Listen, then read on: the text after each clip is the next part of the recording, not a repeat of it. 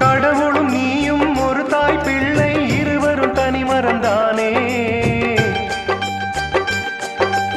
அவனுக்கும் உனக்கும் அன்னை இல்லை அதனால் ஓரினம் தானே நதி என்றால் நுரையுண்டு வாழ்வென்றால் குறையுண்டு ஐப்பசி வந்தால்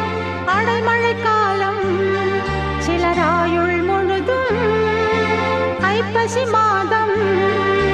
கடவுள்